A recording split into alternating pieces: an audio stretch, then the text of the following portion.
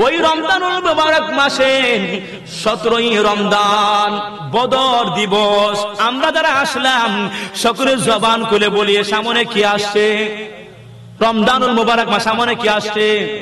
রমজানুল মুবারক মাস 17ই রমজান সাহাবায়ে কেরাম এবং ইসলামের প্রথম যুদ্ধ বদর যুদ্ধ 17ই রমজান অনুষ্ঠিত হয়েছে। সকলে বলি মারহাবা। আল্লাহর মাহবুব নবী আল্লাহ পাক রব্বুল আলামিনের দরবারে দোয়া করেছিলেন, আল্লাহ ওই বদর মাঠে আল্লাহ পাক রব্বুল আলামিনের হুকুমে গিয়েছিলেন, আল্লাহর দরবারে বদর মাঠে দোয়া করেছিলেন, আল্লাহ রমজান রোজা অবস্থায় আমার সাহাবায়ে কেরাম 313 জন সাহাবায়ে কেরামদেরকে নিয়ে আসলাম। অনেকে নৌ মুসলিম, ইসলামের তাৎপর্য এবং গভীরতা সম্পর্কে অনেকে ভালো করে জানেন না, কিন্তু ইসলাম কবুল করেছেন। প্রিয় নবী ডাক দিয়েছেন, চলে এসেছেন যুদ্ধের ময়দানে। ইয়া রাসূলুল্লাহ, ইয়া হাবিবাল্লাহ, যদি আল্লাহ আপনি যদি এই যুদ্ধের ময়দানে যদি আপনি সাহায্য না করুন, তাহলে আমরা যদি পরাজয় লাভ করি, তাহলে সাহাবায়ে কেরামরা সবার মন ক্ষুণ্ণ হবে, ইসলাম একটা ঘটনা হবে, একটা খারাপ মন মানসিকতা সাহাবায়ে কেরামদের মধ্যে হবে। আল্লাহ পাক রব্বুল আলামিনের দরবারে প্রিয় মাহবুব নবী দোয়া করেন, আল্লাহ আপনি আমাদেরকে সাহায্য করুন, সাহায্য করুন। যুদ্ধ শুরু হয়ে গেল বদর মাঠে। সাহাবায়ে কেরামরা শারীরিকভাবে দুর্বল, রোজা অবস্থায়, এবং যুদ্ধের যে অস্ত্র সজ্জ রয়েছে এগুলা বেশি সাহাবায়ে কেরামদের মধ্যে নেই। বদর মাঠে মুসলমানদের সংখ্যা ছিল 313 জন, এবং অন্য পাশে ছিল আবু জাহেল, উতবা, সাহেবারা ছিল 1000। সকলে বলি আল্লাহু আকবার। সেই বদরের মাঠে সাহাবায়ে কেরামদেরকে প্রিয় মাহবুব নবী সাজিয়ে দিলেন কিভাবে যুদ্ধ করতে হবে। সবাই যুদ্ধ করতে লাগলেন। যুদ্ধ করতে করতে করতে করতে করতে করতে একজন সাহাবীর নাম ছিল হযরত উকাশা রাদিয়াল্লাহু তাআলা আনহু। আপনারা সবাই জবান খুলে বলুন নাম কি? কথা বলে নাম কি? উকাশা। ওই উকাশা যুদ্ধ করতে করতে করতে হাতের তলোয়ারটা ভেঙে গেল। তলোয়ারটা ছেড়ে দিয়ে প্রিয় নবীর দরবারে আসলেন, ইয়া রাসূলুল্লাহ, ইয়া হাবিবাল্লাহ, ইয়া রাসূলুল্লাহ, যুদ্ধ করতে করতে তরবারিটা ভেঙে গেল, তরবারিটা আমি ফেলে চলে আসলাম, আপনি তরবারি দিন, আমি যুদ্ধ করব। আল্লাহর মাহবুব নবীর কাছে ছিল একটি খেজুরের ডাল। আপনারা বলুন কি ছিল? খেজুরের ডাল। দিয়ে দিলেন খেজুরের ডাল। ওই সাহাবী এটা খেজুরের ডাল না ইসমাতের তলোয়ার দেখার সময় নাই, যুদ্ধের ময়দানে চলে গেলেন, যুদ্ধ করতে লাগলেন। ওই খেজুরের ডালটা দিয়ে উকাশা যুদ্ধ করতে লাগলেন। অনেক কাফের মুশরিকের দেহ থেকে মাথা জমিনের মধ্যে নিক্ষেপ করে দিলেন। অনেক যুদ্ধ করার পরে প্রিয় নবীর দরবারে আবার আসলেন, বলেন, ইয়া রাসূলুল্লাহ, ইয়া হাবিবাল্লাহ, অনেক কাফের মুশরিকদেরকে জাহান্নামের মধ্যে ফেলে আসছি, জাহান্নামের মধ্যে তাদের কল্লাগুলা জমিনের মধ্যে ফেলে আসি, কল্লাগুলা কেটে দিয়ে আসছি, গর্দান আমরা কেটে দিয়ে আসছি। আল্লাহর মাহবুব নবী বলেন, আয় উকাশা শুনো, তুমি কি দিয়ে যুদ্ধ করেছো? উকাশা বলতেছেন, ইয়া রাসূলুল্লাহ, ইয়া হাবিবাল্লাহ, আপনি যে তলোয়ার দিয়েছিলেন সেই তলোয়ার দিয়ে আমি ওই বদরের মাঠে অনেক কাফের মুশরিকদের আমি কতল করেছি। সকলে বলি আল্লাহু আকবার। আল্লাহর মাহবুব নবী বলেন, উকাশা শুনো শুনো, আমি তো তলোয়ার দেই নাই, আমি দিয়েছিলাম তোমার হাতে খেজুরের ডাল। সকলে বলে সুবহানাল্লাহ। আল্লাহর মাহবুব নবীর নবুয়তি হাত মুজাজার হাতে ওই খেজুরের ডালটা দিয়েছিলেন উকাশার হাতে। আল্লাহর মাহবুব নবীর হাতের সংস্পর্শে খেজুরের ডালটা মহান রব্বুল আলামিন ইসপাতের তলোয়ার বানিয়ে দিয়েছেন। সকলে বলে সুবহানাল্লাহ। শুধু তাই নয় বাবারা, ভাইরা, ওই বদর যুদ্ধে আল্লাহর মাহবুব নবীর একজন সাহাবী ছিলেন হযরত মুআয ইবনে আমর রাদিয়াল্লাহু তাআলা আনহু। যুদ্ধ করতেছিলেন, যুদ্ধ করতে করতে করতে করতে আবু জাহেলের ছেলে ইকরামা পাছন দিক থেকে এমন ভাবে আঘাত করলো, ওই আঘাতের কারণে হযরত মুআয বিন আমর রাদিয়াল্লাহু তাআলা আনহুর হাতটা দ্বিখণ্ডিত হয়ে গেল, চামড়ার মধ্যে লটকাতে লাগলো। সকলে বলে আল্লাহু আকবার। আল্লাহর মাহবুব নবীর দরবারে আসলেন, এসে বললেন, ইয়া রাসূলুল্লাহ, ইয়া হাবিবাল্লাহ, আমি যুদ্ধ করব, যুদ্ধ করতে হবে, যুদ্ধ করার জন্য আমার বড় স্পৃহা রয়েছে, যুদ্ধ করব, নিজের জান কুরবান হয়ে যাক, তারপর আমরা যুদ্ধ থেকে আমরা ফিরে আসবো না। ইয়া রাসূলুল্লাহ, ইয়া হাবিবাল্লাহ, আমার হাতটা আমাকে বড় যন্ত্রণা দিচ্ছে, হাতটা আবু জাহেলের পুত্র ইকরামার আঘাতে হাতটা ঝুলন্ত অবস্থায় রয়েছে, হাতটা আপনি ভালো করে দেন, আপনি এখন আমার হাতটা ভালো করে দিবেন। আল্লাহর মাহবুব নবী বলেন ইকরামা, দেখ আল্লাহর মাহবুব নবী বলেন মুয়াজ কাছে আসো দেখি তোমার হাতের কি অবস্থা রয়েছে। আল্লাহর মাহবুব নবীর দরবারে আসার পরে মুয়াজ যখন আসলেন, আল্লাহর মাহবুব নবী হাতটাকে যথাস্থানের মধ্যে বসালেন। অতঃপর প্রিয় মাহবুব নবী তু মুবারক বদরের কিছু মাটি এবং তু মুবারক হাতের কত স্থানের চতুর্দিকে লাগিয়ে দিলেন। আল্লাহর দরবারে দোয়া করলেন। দোয়া শেষ হলো, মুয়াজকে বলেন মুয়াজ হাতটা চারদিকে ছাড়লেন। দেখতে পেলেন মুয়াজ রাদিয়াল্লাহু তাআলা আনহু পূর্বের মতো হাতটা পূর্বের মতো হয়ে গেল। সকলে বলে সুবহানাল্লাহ। ওই হাত দ্বারা মুয়াজ রাদিয়াল্লাহু তাআলা আনহু উসমান জিন্নুরাইন রাদিয়াল্লাহু তাআলা আনহুর খেলাফত পর্যন্ত বেঁচেছিলেন। সকলে বলে সুবহানাল্লাহ। দিয়েছেন কে? আল্লাহ পাক রব্বুল আলামিন ভালো করে দিয়েছেন।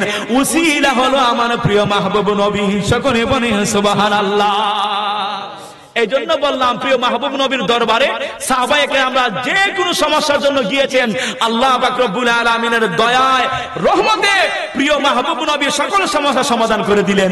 সকলে বলে সুবহানাল্লাহ সুবহানাল্লাহ।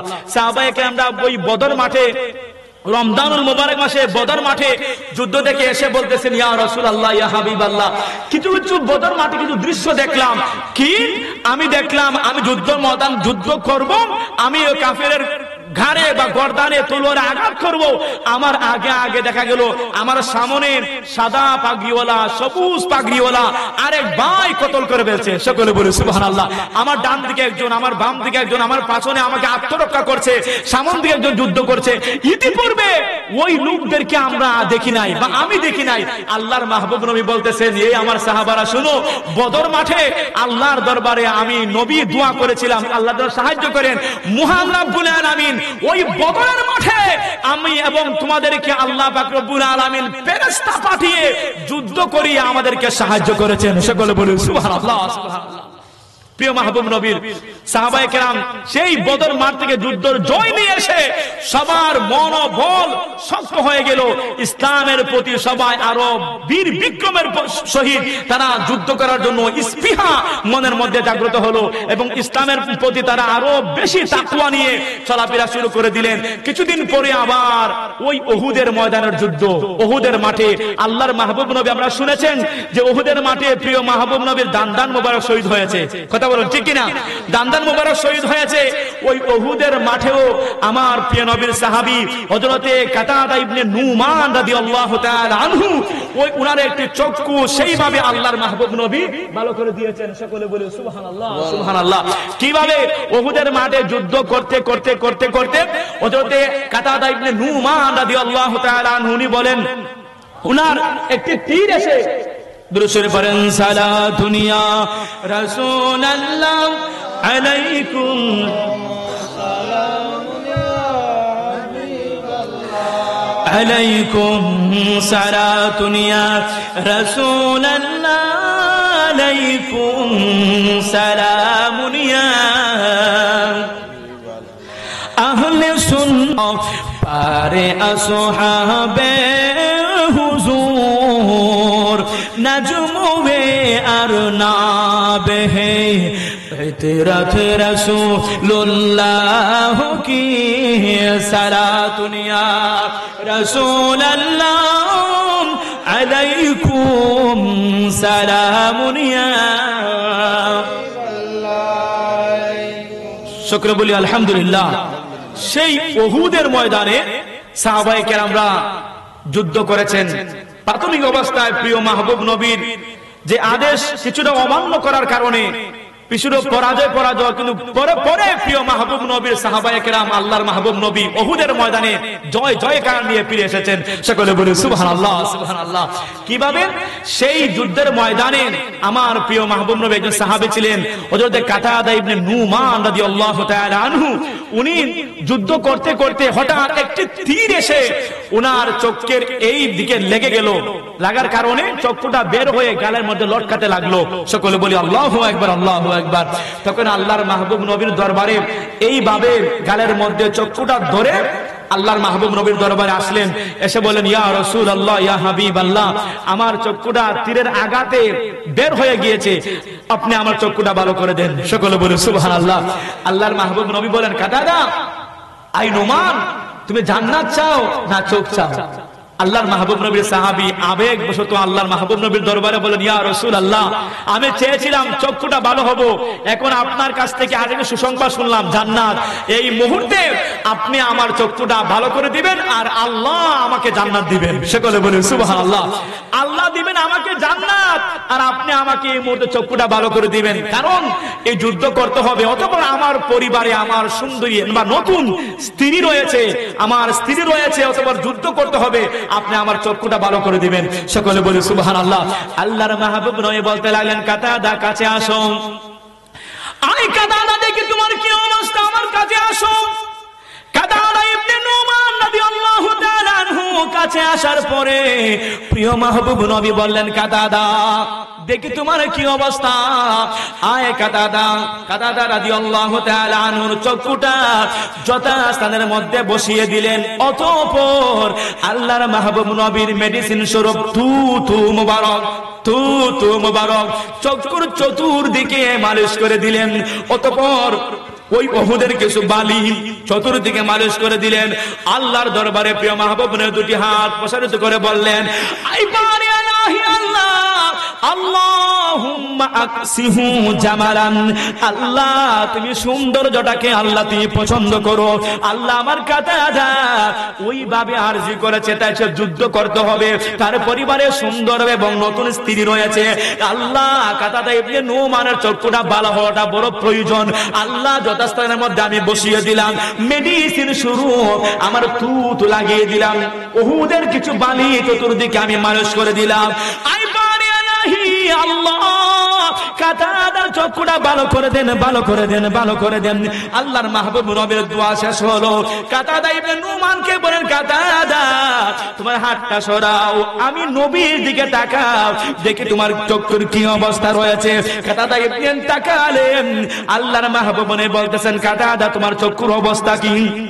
কাতাদা ইবনে নুমান বলতেছেন, ইয়া রাসূলুল্লাহ, ইয়া হাবিবাল্লাহ, আমার চক্ষুটার ব্যথা সরে গেল, ব্যথা দূর হয়ে গেল, অতঃপর পূর্বের মতো আমি যেইভাবে দেখতাম এর চাইতে আরো পরিষ্কার আমি এই চোখ দ্বারা দেখতেছি। সকলে বলে সুবহানাল্লাহ।